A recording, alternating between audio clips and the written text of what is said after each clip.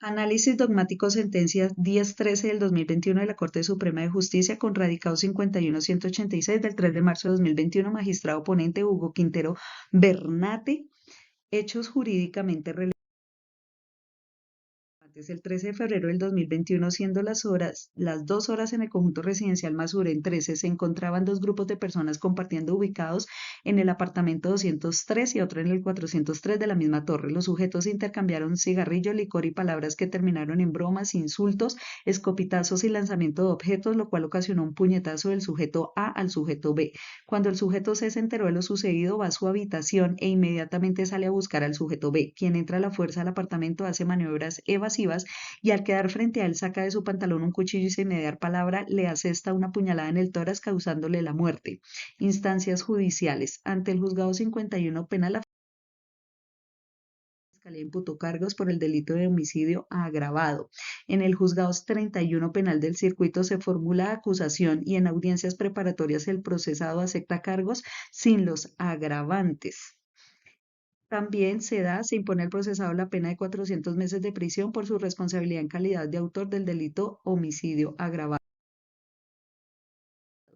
Decisión apelada por la defensa. El Tribunal Superior del Distrito Judicial de Bogotá confirma el primer fallo modificando el numeral 7 del artículo 104 del Código Penal, eliminando la causa de agravación por vulnerar el principio de congruencia fáctica. La demanda es aceptada por la Corte Suprema de Justicia en la Sala de Casación Penal, la cual casa sentencia. Análisis dogmático. Para comprender mejor la sentencia es necesario partir del hecho que el principio de congruencia hace referencia a que la sentencia debe estar acorde con los hechos y las pretensiones esgrimidas en la misma. Argumento que evoca la defensa ya que existe una violación directa de la ley sustancial por la aplicación indebida del numeral 4 del artículo 104 del Código Penal, lo cual permitiría catalogar el delito de homicidio simple y no como agravado, por ende redosificar la pena emitida por la primera instancia. Partimos en primer lugar que el objeto de estudio de la Sala de Casación Penal es lo referente a la violación directa de la ley sustancial por aplicación indebida del numeral 4 del artículo 104 del Código Penal, cuyos hechos son indicativos de que en el presente caso el procesado desplegó la conducta punible de homicidio simple, sin las circunstancias de agravación referidas a la futilidad, ya que la acción del acusado no estaba dirigida a acabar con la vida del menor de edad, porque el procesado desconocía cuál de las personas del apartamento fue la que golpeó o ejecutó el puñetazo, con lo cual se demuestra que la irrupción del acusado en el apartamento estuvo precedida no solo de la agresión proveniente del adolescente, sino también de la falta de respeto de los otros sujetos,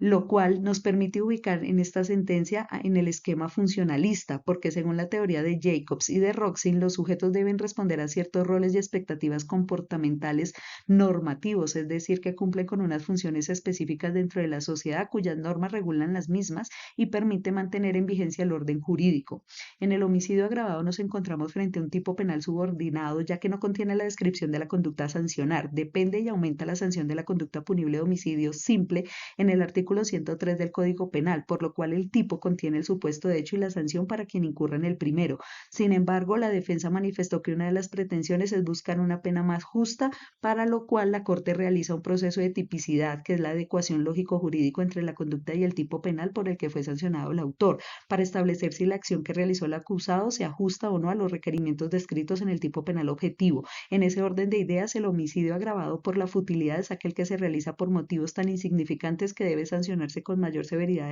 al autor por la desproporción existente entre su acción y la situación que se presentó. Esa valoración depende del contexto histórico y social, que es el que permite reputar algo como normal en la sociedad y por contraste como desproporcionado esa normalidad, cuando está ausente un precedente explicativo del hecho de la víctima que genera la acción del victimario, lo cual hace referencia a un dolo más intenso y un mayor grado de culpabilidad que debe castigarse con mayor rigor. Siendo así, para lograr una condena con el agravante, siempre se debe precisar la causa que condujo al homicidio, que por muy insignificante que parezca la acción, causa que para este caso de esta sentencia no se precisó y por consiguiente no da lugar. La Corte es insuficiente al calificar la conducta del acusado como cometida por un móvil banal, ello por cuanto lo injusto y reprochable de la conducta del acusado que se ofrece como sustento del delito agravado se funda en el desprecio que genera el ataque al bien jurídico de la vida frente a intereses de menor importancia, pero ese elemento es común a cualquier acto homicida.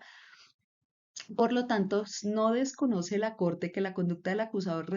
reprochable, lo cual hace acreedor de una sanción penal de acuerdo al fin y función de la pena expuesta por la teoría de Roxin y no encuentra justificación alguna ni social ni jurídicamente. Es claro que el procesado reaccionó de una forma inadecuada al margen de las reglas establecidas para la solución de los conflictos propios de la interacción social y en un plano del deber ser de otra forma y conforme a derecho, pero al no haberlo hecho, ella no aumenta su culpabilidad, sino que la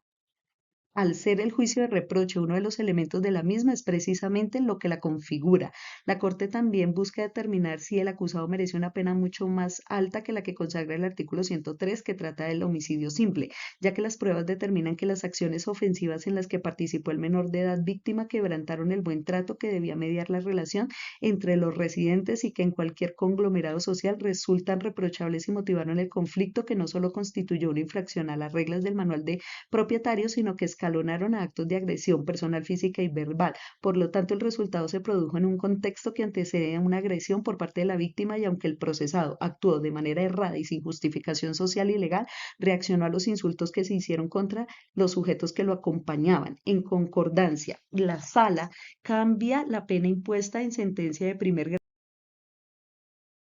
y confirma en segunda instancia conforme a la nueva calificación del delito porque el punible homicidio consagrado en el artículo 103 del Código Penal y la Ley 890 del 2004 establece una sanción de 208 a 450 meses de prisión, lo cual no es necesario hacer una discriminación en cuartos